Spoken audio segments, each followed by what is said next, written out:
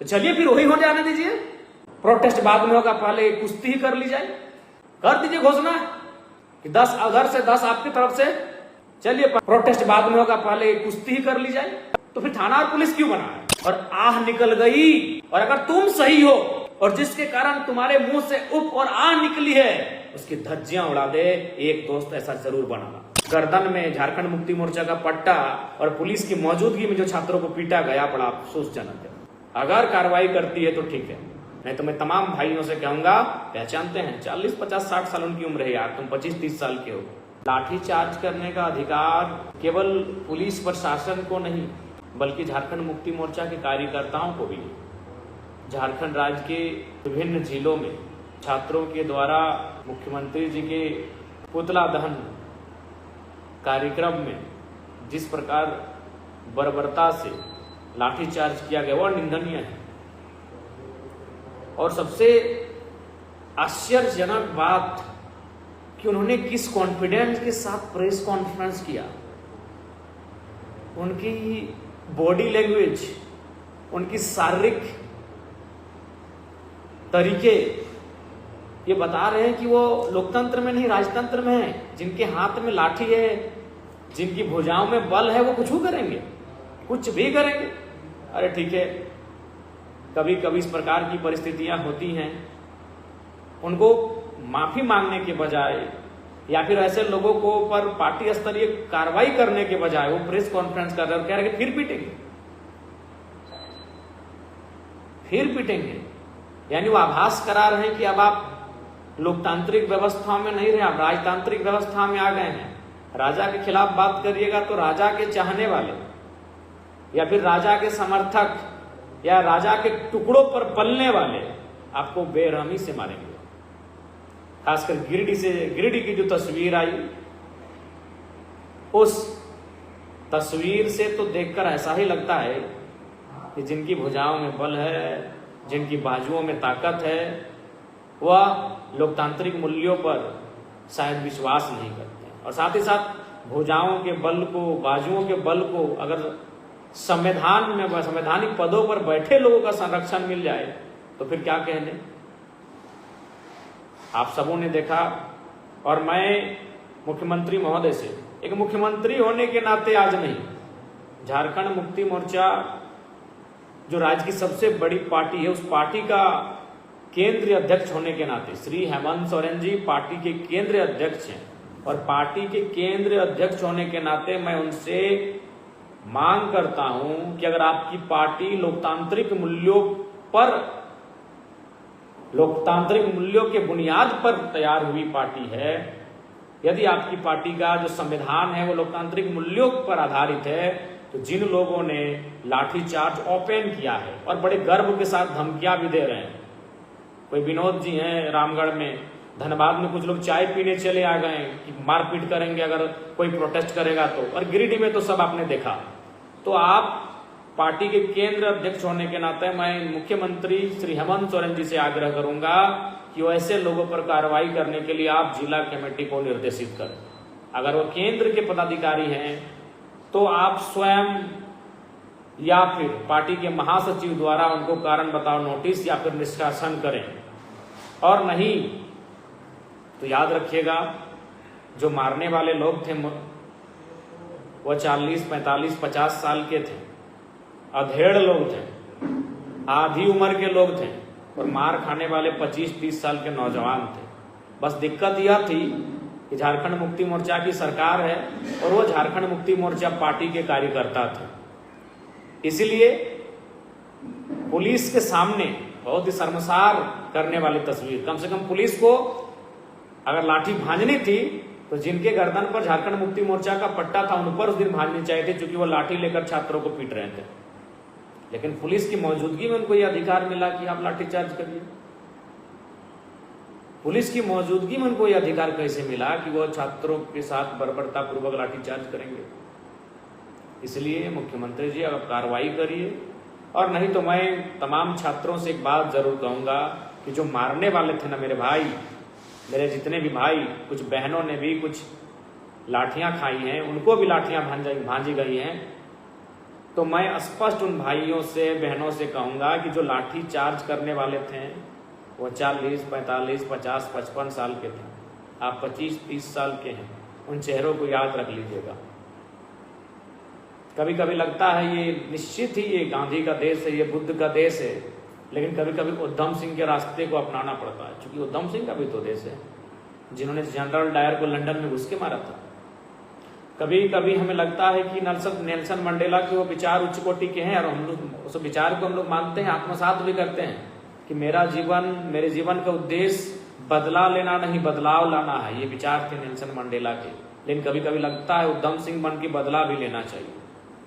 तो मैं तमाम छात्रों से यही कहना चाहूंगा, समय बलवान होता है। पुलिस अभी झारखंड मुक्ति मोर्चा के नेताओं की जी हुजूरी करने में व्यस्त है, लेकिन उन चेहरों का आप याद रखिए। अगर कानूनी कार्रवाई होती है तो ठीक है, नहीं तो आप 25-30 साल के हैं, वो 40-45 साल के थे। वो 40-45 साल के थे मेरे भाई। समय मिलेगा, पर्व त्योहार मिलेगा, मेला मिलेगा, पिकनिक मिलेगा, कहीं मिल जाएंगे वो लोग। और आपके अंदर जो टीस है, जो गुस्सा है, क्योंकि हम भी एक संवैधानिक पद पर हैं, लेकिन कब तक इस तरह के आसपास के वातावरण को देखकर कब तक चुप रहें? इसीलिए हम सीधा तो नहीं कहेंगे, क्योंकि मेरे लाइव को कई सारे चैनल, सम्मानित चैनल उठाकर उसको डाल भी देंगे। न जाने मेरे द्वारा कही गई कुछ शब्दों को तोड़ मड़ोड़ के भी प्रस्तुत किया जा सकता है। इसीलिए मैं स्पष्ट कहना चाहूंगा, उनकी उम्र 40-45 थी, आपकी 20-25 थी, बाकी आप आगे समझ लें। पहचानते हैं वो मीडिया में है, अकड़ के उन्होंने प्रेस कॉन्फ्रेंस किया है कि जो मुख्यमंत्री की, अरे भाई कहां से आते हो यार? पार्टी का, भारत का संविधान तो है ही, पार्टी का भी एक संविधान होता है, और वो पार्टी का संविधान भारत संविधान के निर्देश से ही चलता है। और आपको जानकारी होना चाहिए, इस देश में जहां तक मुझे जानकारी है, हो सके मेरी जानकारी को आप करेक्ट करिएगा, राष्ट्रपति और राज्यपाल का पुतला दहन नहीं होता है। राष्ट्रपति, माननीय राष्ट्रपति, माननीय राज्यपाल, केवल इनका पुतला दहन नहीं होता है। बाकी मुख्यमंत्री हो, प्रधानमंत्री हो, केंद्रीय मंत्री हो, गृह मंत्री हो, रक्षा मंत्री हो, राज्य के शिक्षा मंत्री हो, स्वास्थ्य मंत्री हो, कोई रहे, उनका पुतला दहन ये राइट है, ये अधिकार है। आर्टिकल 19 के तहत, अनुच्छेद 19 के तहत ये अधिकार है। जहां तक मेरी समझ और जानकारी है, मेरी समझ को आप दुरुस्त भी कर सकते हैं अगर मैं गलत कह रहा हूं तो। राष्ट्रपति और राज्यपाल का पुतला दहन नहीं किया जा सकता। मुख्यमंत्री का तो रोज होगा, रोज अगर वो कुछ गलत काम करेंगे या उस राज्य में कहीं गलत कुछ होगा तो मुख्यमंत्री दोषी होंगे। शासन की व्यवस्था, प्रशासन की व्यवस्था, जो कुव्यवस्था, जहां गड़बड़ियां पाएंगी, जहां त्रुटियां पाए जाएंगी, मुख्यमंत्री क्यों नहीं होगा भाई?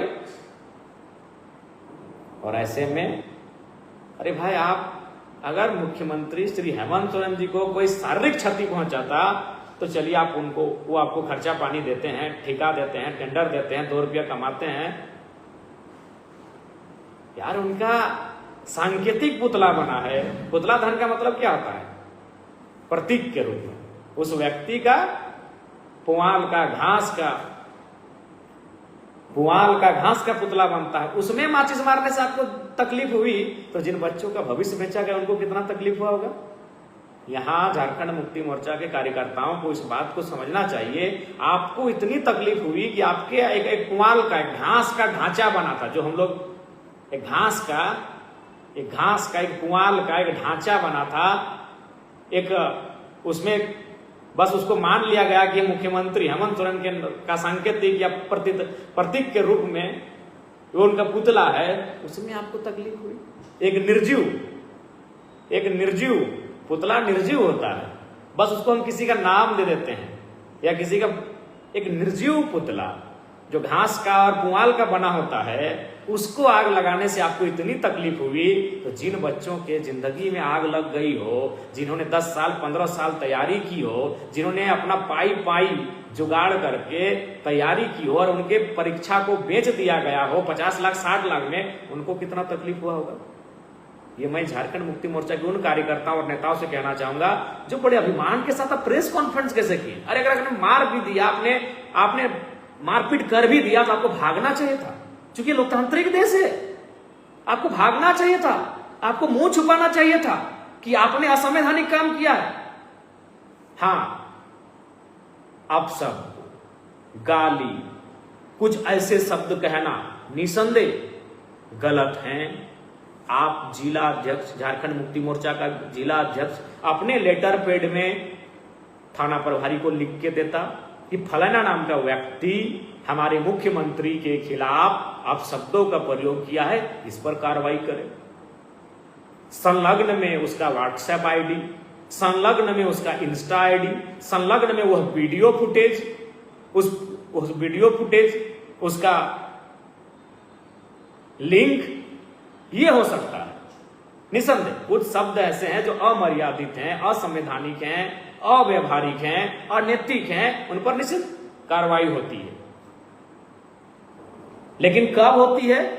जब आप लिख कर देंगे। आप गिरिडीह जिला के अध्यक्ष अपने लेटर पैड में लिख के देते हैं, आप पुलिस से कहते हैं या स्वयं फुटेज बनाते हैं। अगर आपको लगा कि छात्र कुछ ऐसा व्यवहार कर रहे थे जो आपत्तिजनक है, कुछ ऐसे नारे लगा रहे थे जो आपत्तिजनक थे, जो किसी की मर्यादा को, किसी की मान सम्मान को ठेस पहुंचा रहे थे, आप लिख के देते।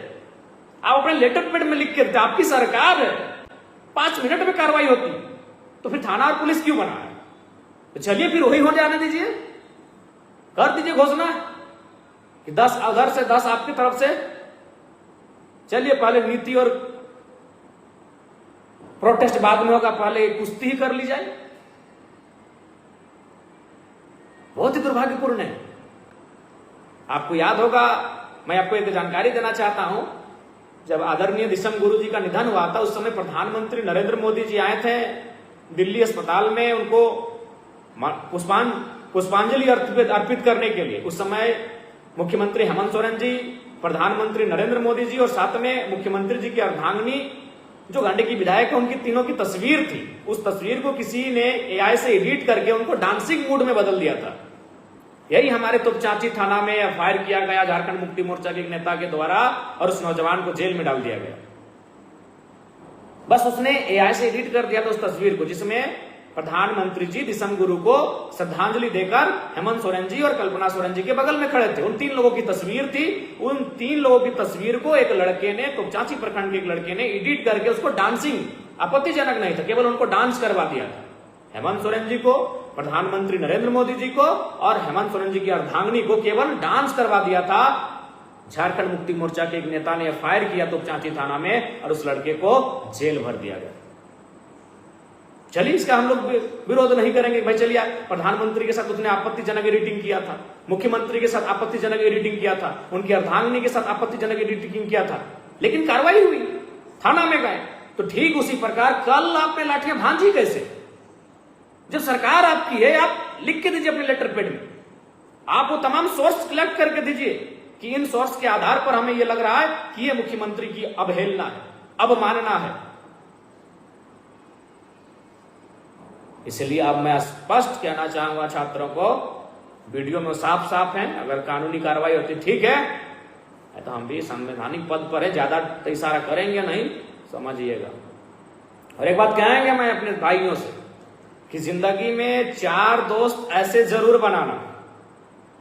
मैं तमाम साथियों से कहूंगा कि जिंदगी में 4 दोस्त ऐसे जरूर बनाना जो भले तुम्हारे साथ मूवी देखने ना जाएं, जो भले तुम्हारे साथ मैच खेलने ना जाएं, जो भले तुम्हारे साथ लॉन्ग ड्राइव पर ना जाएं, जो भले तुम्हारे साथ पिकनिक पर ना जाएं, जो भले तुम्हारे साथ टूर पर ना जाएं, लेकिन अगर तुम्हारे मुंह से उफ तक निकल गई, अगर तुम्हारी मुंह से उफ और आह निकल गई, और अगर तुम सही हो और जिसके कारण तुम्हारे मुंह से उफ और आह निकली है, उसकी धज्जियां उड़ा दे, एक दोस्त ऐसा जरूर बनाना। 4 दोस्त ऐसे जरूर बनाना जो तुम्हारी तकलीफ में, जिसके कारण तुम्हें तकलीफ हो, उसका मुकाबला करता। 4 दोस्त जरूर ऐसे बनाना। बाकी बोतल खोलने वाले, बोतल के ढक्कन खोलने वाले दोस्त तो आपने सैकड़ों बनाए होंगे। नई अपाची R15 के गाड़ी में बैठने को ऑफर करेंगे तो ऐसे दोस्त भी आपने सैकड़ों बनाए होंगे। मूवी के लिए ऑफर करने वाले भी दोस्त आपने सैकड़ों बनाए होंगे। टूर पर चलने वाले दोस्त भी आप सैकड़ों बनाए होंगे, लेकिन 2, 4, 5, 10 दोस्त ऐसे जरूर बनाना अगर तुम्हारी मुंह से अगर उप आ जाए और तुम सही हो। चूंकि मैं भी कहूंगा अगर दोस्त भले क्यों ना हो, गलत चीज पे नहीं। अगर तुम सही हो और तुम्हारे साथ किसी ने गलत किया है तो गलत करने वाले को छोड़ दे। मुझे बहुत अफसोस लगा गिरिडीह की घटना, खासकर मैंने जो देखा और तमाम क्षेत्रों की जो घटना, गर्दन में झारखंड मुक्ति मोर्चा का पट्टा और पुलिस की मौजूदगी में जो छात्रों को पीटा गया, बड़ा अफसोसजनक है। अगर कार्रवाई करती है तो ठीक है, अगर कार्रवाई करती है तो ठीक है, नहीं तो मैं तमाम भाइयों से कहूंगा, पहचानते हैं 40, 50, 60 साल उनकी उम्र है यार, तुम 25, 30 साल के हो। विदेशा षड्यंत्र तो रचा ही जाएगा, बहुत बड़ा षड्यंत्र रचा जाएगा। अरे बरवाडा थाना का मैटर आप बोल रहे हैं, हम जान रहे हैं, पूरा षड्यंत्र रचा जाएगा। झारखंड में बागी विधायक जयराम महतो हैं, विधायक बनने के बाद भी हम पर कई एफआईआर किए गए और तथ्यहीन, जिसमें कोई तथ्य नहीं। बरवाडा की बात कर रहे हैं विदेशता, मैं आपको बता दूं कोई मामला नहीं है उसमें। एक व्यक्ति जिस पर यह आरोप था कि उसने किसी जनप्रतिनिधि का मोहर फर्जी बनाया था, मुझे उस बात की भी कोई जानकारी नहीं थी। उस व्यक्ति को प्रशासन ने मारपीट किया और मारा ने, उसकी अंगुली तोड़ दिया है, उसकी बॉडी से खून बहा है। तो हमको फोन किया कि ऐसा ऐसा बात है, तो हमने प्रशासन से बात किया कि भाई क्या बात है, क्यों आप ऐसा किए, आप कार्रवाई करिए। उसके बाद फिर फोन आया कि आपके फोन करने के बाद मारा गया। फिर हम बोले भाई तब तो गलत है। फिर हम थाना गए और हम बस एक ही सवाल पूछे कि क्या मेरे फोन करने के बाद आप फिर उसको पीटे हैं, और कोई मामला नहीं था। तो उसी में खुद वहां थाना के लोग दूसरे पक्ष को बुला दिए जिन्होंने एफआईआर किया था, तो उनसे भी हमें कोई आपत्ति नहीं। भाई आपने एफआईआर किया है, उस एफआईआर के आलोक में अगर यह व्यक्ति दोषी है तो उस पर कार्रवाई करिए। और मैंने भी कहा कि अगर ये सर्टिफिकेट पे अगर मोहर फर्जी बनाया है तो निश्चित कार्रवाई करिए। लेकिन और तमाम वहां भी आप जाके देखिए, वीडियो फुटेज स्पष्ट है। वहां 3-4 न्यूट्रल पत्रकार थे, उनसे भी पूछ लीजिए। मैंने एक ही लाइन कहा था कि मेरे फोन करने के बाद आपने मारपीट किया है क्या, और यह बोलकर कि पैरवी करवाते हैं, यह बोलकर बस मैंने इतना ही कहा था। इसलिए विदेशता हम जानते हैं अभी प्रशासन हो, शासन हो, सब लोगों की नजर में खटकते हैं, चूंकि हम एक बागी विधायक हैं। हम वो विधायक हैं जो प्रशासन ने 20-25 हजार रुपया ले लिया तो उसको हम घुमा दिए कि अरे जमीर को जिंदा करिए महाराज। हम वो विधायक हैं कि लिया हुआ पैसा घुमा दिए कि कम से कम इसका वाला घुमा दीजिए, अब कहीं का तो छोड़ दीजिए। इसलिए मैं जानता हूं साजिशों के लिए सब इंतजार कर रहे हैं। आश्चर्यजनक है, यही हमारा बेरमो के विधायक पर भी किसी ने एफआईआर किया था, थाना में एफआईआर लिया ही नहीं गया। धनबाद सांसद पर किसी ने एफआईआर किया था, उस एफआईआर को लिया ही नहीं गया। आप खाली हंसी मजाक में जाके बोल दीजिए कि हमको जयराम महतो के नाम पर एफआईआर करना है, सब थाना प्रभारी इंटरेस्टेड है कि लाइए लाइए जल्दी लाइए, क्या है एफआईआर में क्या लिखना है। तो ये तो साजिशें हैं, क्योंकि भाई एक जनप्रतिनिधि की एक गरिमा होती है कि आप एक राह चलता व्यक्ति एक तथ्यहीन आरोप लगा दे, एक तथ्यहीन बिना किसी आधार के, और आप उस पर एफआईआर को ले लेंगे, ये शोभा नहीं देता है। और ऐसा ही होता है, आप अभी जाइए किसी भी व्यक्ति के खिलाफ जाकर एफआईआर करिए, अगर वो जनप्रतिनिधि हो तो एफआईआर को नहीं लिया जाएगा। लेकिन आप बोलिए कि नहीं वो जनप्रतिनिधि जयराम महतो है, ये तुरंत ले लेंगे। क्यों ना, सब तो हम लोग खटकते हैं, बागी विधायक है, वो भले अलग अलग पार्टी के हैं लेकिन उनका मनसा एक ही है कि भाई मिल के रहना है। सत्ता में तुम रहो तो हमको भी सपोर्ट करना, जब हम सत्ता में आएंगे तो हम तुमको सपोर्ट करेंगे। लेकिन जयराम महतो कौन है, वो बागी विधायक है। इसलिए विदेशरदा आपकी चिंता जायज है। साजिश क्यों नहीं होगी भाई, क्यों साजिश नहीं होगी। विधायक की एक परंपरा थी, विधायक से लोग मिलने आते थे तो भगवान जैसा व्यवहार करते थे, लेकिन जयराम महतो से आते हैं तो क्या कहते हैं, मेरा छोटा भाई है, मेरा बेटा समान है, मेरे घर का लड़का है। तो भाई इन सब चीजों पर तो लोगों को अखरेगा ही। लोग, अरे वीआईपी लोगों का क्रीच नहीं उतरता है महाराज, और मिट्टी में सना टी शर्ट पहन के आप राजभवन में महामहिम के सामने बैठ जाते हैं। आप किसी आईएएस आईपीएस की जो दिशा की बैठक होती है उसमें एक मामूली टी शर्ट में जाकर बैठ जाइएगा तो सबको अखरेगा। प्रोटोकॉल मेंटेन करना पड़ता है, हम प्रोटोकॉल के ही खिलाफ हो जाते हैं तो भाई तकलीफ तो होगा। एलाइट क्लास जो है, राजनीति में आने से पहले, आईएएस आईपीएस बनने से पहले वो मिडिल क्लास से होंगे, लेकिन जिस दिन वहां दाखिल होते हैं एमएलए बनकर, एमपी बनकर, आईएएस बनकर, आईपीएस बनकर, जब वो दाखिल होते हैं वो एलीट क्लास की श्रेणी में चले जाते हैं। हाँ होंगे, बिल्कुल वो संघर्ष करते होंगे, वो संघर्ष करते होंगे, लेकिन जैसे ही वह उस श्रेणी में दाखिल होते हैं वो एलिट क्लास की श्रेणी में चले जाते हैं। लेकिन जरा मतोमत शामिल होने के बाद भी एक ट्राउजर और टी शर्ट में दुनिया घूमता है। लोग बोलते हैं कि दिखावा हो सकता है, 365 दिन आप भी करिए, अगर दिखावा है तो 365 दिन आप भी करिए, बैठ जाइए किसी आईएएस की लोबी के साथ उसी प्रकार से। अरे मेरे जो दोस्त है ना, हमारा घर से मानटाण मोड़ का दूरी 500 मीटर है, हमारे जो अगल बगल के दोस्त हैं, हमारे जो मित्र हैं, अगर वो मार्केट जाते हैं तो आप परफ्यूम लगा के जाते हैं भैया, क्रिस्ट बना के जाते हैं कि मोड़ जा रहे हैं। इसलिए साजिश होंगी मेरे खिलाफ, मैं साजिशों से घबराता नहीं हूं, ना ही मैं विचलित होता हूं, ना ही मैं चिंतित होता हूं।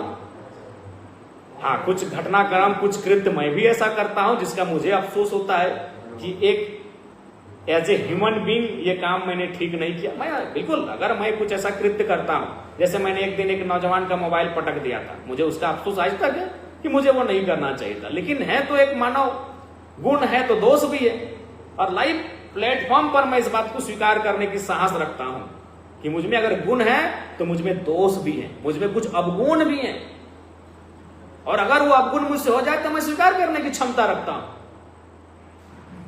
इसलिए विदेशरदा दुलालदा, मैं समझता हूं आपकी चिंता को आदरणीय दुलालदा, आप बहुत चिंतित रहते हैं मुझे लेकर, बिल्कुल अभिनवदा, आप सबों की चिंता मैं समझता हूं। मेरे खिलाफ जो साजिशें हो रही है इसको भी मैं जानता हूं। विधायक बनने के बाद अगर सबसे ज्यादा किसी पर एफआईआर हुआ है तो मेरे पर हुआ है, और एकदम निराधार।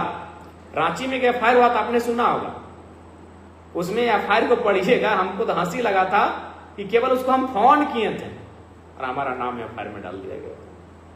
वेदांता के एफआईआर में मेरा फोटो था बैनर में, मेरा फोटो था बैनर में, इसलिए हम पे एफआईआर हो गया, मेरा फोटो था बैनर में। अब अगर बीजेपी के लोग अगर झारखंड में प्रोटेस्ट करें तो मोदी जी की फोटो तो रहेगी, अमित शाह की तो फोटो रहेगी, पार्टी के बड़े नेता हैं, तो क्या उन पे एफआईआर करेंगे? तो मेरी फोटो थी वहां पे उस कार्यक्रम में। ऐसे कई एफआईआर हमारे नाम पर हुए। तो बरबट्टा का मामला भी वही है, बाकी वहां 3-4 न्यूट्रल पत्रकार थे, उनसे पूछिएगा हमने क्या कहा। और बिल्कुल वो तो हम आप जानते हैं, हम नहाने जाते हैं तो लोग लाइव किधर से चलाते हैं हमको नहीं पता चलता है, हम खाते हैं तो लोग किधर से लाइव चलाते हैं हमको नहीं पता है। तो वहां तो सारा चीज लाइव है, रिकॉर्डेड है, और वही लोग रिकॉर्ड किए हैं। थाना परिसर में मेरा एक एक एक्टिविटी को बरबट्टा थाना में कैमरे में कैद किया गया, तो कैमरे को निकालिए और देखिए मैंने कहा किसके लिए कुछ ऐसे शब्दों का प्रयोग किया हो जो कि उचित ना हो, या फिर मेरा शारीरिक भाषा कुछ ऐसी रही हो जो कि उचित ना हो। हाँ, शारीरिक रूप से भी मैंने अगर किसी के लिए कुछ अपना, मेरा शारीरिक भाषा भी अगर ऐसा रहा हो, मेरे बोलने का तरीका ऐसा रहा हो, तो देखिए सारा चीज लाइव है भैया, रिकॉर्डेड है। तो खैर अब चिंता मत करिए, वो सब साजिशें होती जा रहेंगी।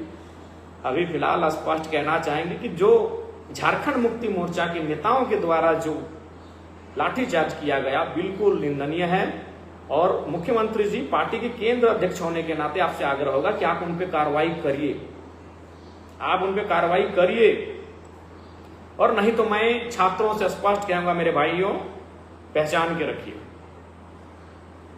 पवनदा, बिल्कुल पवनदा आप तो है ही पवनदा, अब हम आपसे क्या बताएं महाराज, कुछ माने ऐसा वहां बोला जा रहा है जो हम सपने में भी नहीं बोल सकते हैं, सपने में भी। निर्भयदा जी गोविंदा, तो इसलिए आज का हमारा जो कहना था कि जो भी छात्रों के साथ हुआ, जेएमएम के कार्यकर्ताओं का कोई राइट नहीं बनता है, कोई अधिकार नहीं बनता है उनके साथ लाठीचार्ज करने का। नो डाउट प्रशासन के साथ अगर तू में होती है, प्रशासन के साथ अगर टकराहट की स्थिति उत्पन्न होती है, तो मुझे लगता है आप प्रशासन कोई ऐसा एक्टिविटी कर सकते थे। नीतीश राजदा, आंदोलन की तैयारी फिर से शुरू हो चुकी है, हमारे संगठन के साथी खासकर देवेंद्र नाथ जी, चूंकि इस आंदोलन को, छात्र से संबंधित आंदोलन को हम लोग देवेंद्र जी को, उदय जी को, महेंद्र जी को, ऐसे साथियों को अगुवाई करने के लिए रखते हैं। तो देवेंद्र जी उसकी तैयारी कर रहे हैं, उदय मेहता जी तैयारी कर रहे हैं, महेंद्र जी तैयारी कर रहे हैं, पूजा जी तैयारी कर रहे हैं, बेबी जी तैयारी कर रहे हैं, मोती जी तैयारी कर रहे हैं, ऐसे कई साथी हैं जिनको उन आंदोलनों की तैयारी का जिम्मा दे दिया गया है। अरे भाई, हम लोग गर्दन काहे दबा देंगे मुकेश दा? आपको लग रहा है तो उसका फोटो तो वीडियो होना चाहिए।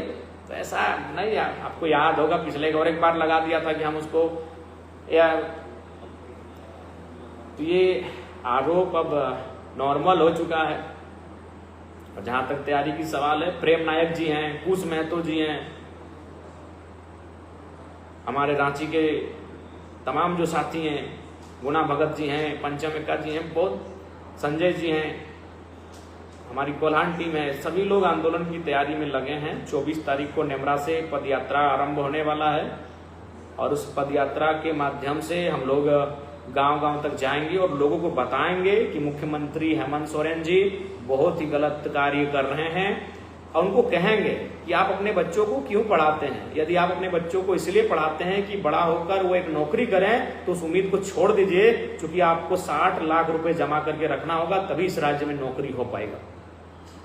हम लोग गांव-गांव जाएंगे, हर एक चौक चौराहों में लोगों से संवाद करेंगे, एक तरह से पदयात्रा करेंगे, पूरे राज्य का भ्रमण करेंगे और राज्य के हर एक व्यक्ति तक ये मैसेज पहुंचाने का काम करेंगे कि इस राज्य जी अरुंदा, कि यहाँ हेमंत जी, कि यहाँ की सरकार छात्रों के साथ गलत कर रही है, आपके भविष्य को बेचने का काम किया जा रहा है। स्पष्ट कहना चाहूंगा। इसलिए आंदोलन की तैयारी हो चुकी है, आंदोलन की रूपरेखा भी देखिए। माइंस एंड मिनरल्स जो विधेयक आया है, संशोधन, उस पर हमने स्पष्ट कह दिया है कि हम लोग उसमें राज्य के साथ खड़े हैं, बिल्कुल वो राज्य के लिए अहितकारी है। और मैं आपको स्पष्ट कहना चाहूंगा, उस बिल के विरोध में हमारा संगठन भी है, क्योंकि हमारा उद्देश्य, हमारा मकसद है झारखंड राज्य की खनिज संपदा पर झारखंड के लोगों का हक हुकूक हो, इनका अधिकार हो। प्रेमदा जोहार, जोहार सूरजदा। इसलिए देवनारायण दा, दरअसल मुद्दा यह है कि कुछ राजनीतिक दल, मैं नाम ना लेता हूं, आप समझ जाएंगे, उनकी जो मीटिंग होती है उस मीटिंग में उनको यही कहा जाता है, सबसे पहले उनका मोबाइल फोन ऑफ करवाया जाता है और एक डिब्बे में डाल दिया जाता है और उनको ये संदेश दिया जाता है कि जयराम महतो विधायक बने हैं सोशल मीडिया से, इसीलिए सोशल मीडिया में उनके खिलाफ रोज कम से कम 4-5 पोस्ट, अगर अच्छा भी काम करे उसमें नेगेटिविटी निकाल लो, उसको गलत तरीके से ले जाओ। ये निर्देश है एक पार्टी, विशेष पार्टी के नेता का, सबसे बड़े नेता का निर्देश है। इसीलिए आप लोग भी देखते हैं सोशल मीडिया में कुछ लोग कंटिन्यू, ऐसा लगेगा कि उनके पास अब कुछ काम नहीं है, उनके पास एक ही काम बचा है कि सुबह 6 बजे वो पोस्ट करना है जयराम महतो और उनकी पार्टी के खिलाफ, एक 9 बजे, एक 12 बजे, एक 3 बजे और फिर एक 6 बजे, फिर एक रात के 9 बजे और उसके बाद सोना है। तो इसलिए ये केवल सामान्य घटनाक्रम नहीं है, इसमें उनके पार्टी के सबसे बड़े नेता का संदेश है। अब आप कहेंगे मुझे कैसे पता चला, तो एक बात सीधा जान लीजिए, किसी भी संगठन में 150-100 पदाधिकारी होते हैं और 100 में एक व्यक्ति ऐसा होता है जिसका दिल कहता है कि ना भाई ये तो हमको यहाँ गलत चीज बताया जा रहा है, तो वो किसी से शेयर करता है और वो जब शेयर करता है तो फिर क्षण के बातें आ जाती हैं हम लोगों के पास। मैं भी कह रहा हूं कि अगर हमारे संगठन में अगर केंद्रीय समिति की कोई बैठक होगी, क्योंकि हमारी केंद्रीय समिति में 151 लोग हैं, तो हम आपको गारंटी दे रहे हैं अगर उसमें कुछ भी इंपॉर्टेंट बात होगी लीक होगा ही होगा। अगर कुछ ऐसा बात हुआ जो हम लोग कह देंगे ना इसको छुपा के रखना है, तो संभव ही नहीं है। 151 में 1, 2, 3, 4, 5, 10, 11 ऐसे होंगे जो दूसरे राजनीतिक दलों को यह बात बता देंगे। तो ठीक उसी प्रकार उनके भी पार्टी में कुछ लोग ऐसे हैं जो उनकी संगठन में क्या हुआ वो शेयर करते हैं और वो शेयर करने के क्रम में ये पता चला कि उनको स्पेशल टास्क दिया जाता है कि दिन में 3, 4, 5 पोस्ट कम से कम जयराम के खिलाफ लिखना है। ऐसा जो पढ़ने से जनता को बहुत ही खराब लगे, लेकिन जनता भी हमारी जान चुकी है कि उनका ये ड्यूटी है। इसलिए मैं मानता हूँ कि रोज उनका जो एक्टिविटी है देवनारायण दा, ये इसी पे आधारित है। आपकी चिंता बिल्कुल जायज है और बिल्कुल आगे के आंदोलन की तैयारी कर लें, क्योंकि आपने जो रंग रूप देखा वह कतई माने शोभनीय नहीं है। बताइए क्या होगा इस राज्य का? इस राज्य में शेष कुछ बचेगा अभी? इस राज्य में कोयला तो लूटा, बालू तो लूटा, खनिज तो लूटा ही लूटा, जमीन तो लूटा ही लूटा, अब नौकरियां भी बेच दी जाएंगी। अरे आउटसोर्सिंग में तो नौकरियां बेच दी गई है, अब झारखंड सरकार भी नौकरियां बेच देगी आउटसोर्सिंग में। और हरियाणा के लोग 120 नंबर कोठा में ला रहे हैं, 150 बहाली राजस्थान का हुआ था तो मालूम है। तो इसलिए आप निश्चिंत हो जाइए, जो छात्रों का प्रोटेस्ट चल रहा है, जो उनकी चिंताएं हैं बिल्कुल जायज हैं। कुछ फीसदी अभ्यर्थी हैं जो इनोसेंट हैं, ऑनेस्ट हैं, एक्चुअल हैं, रियल हैं, लेकिन एक बहुत बड़ी संख्या उनकी है जिन्होंने सीटों को खरीदा है, जो नेपाल गए थे परीक्षा लिखने के लिए, जो बोकारो में बैठे थे, बोकारो में बैठे थे परीक्षा लिखने के लिए। इसलिए आंदोलन जारी रहेगा, नए सिरे से हम लोग आंदोलन को रणनीति तैयार करेंगे। मैं आपको स्पष्ट कहना चाहूँगा, और आंदोलन जब भी होता है, छात्रों की बात जब भी आती है, हमारा संगठन सबसे पहले आपके साथ आके खड़ा होता है। जी मंडल दादा आप सही बोल रहे हैं। जी राजीव दा 80-90 के दशक का आंदोलन निश्चित ही अगर जरूरत पड़े इस राज्य को, तो इस राज्य के नौजवान बिल्कुल भी पीछे नहीं हटेंगे। बाकी सभी को जोहार, जय झारखंड, जोहार झारखंड।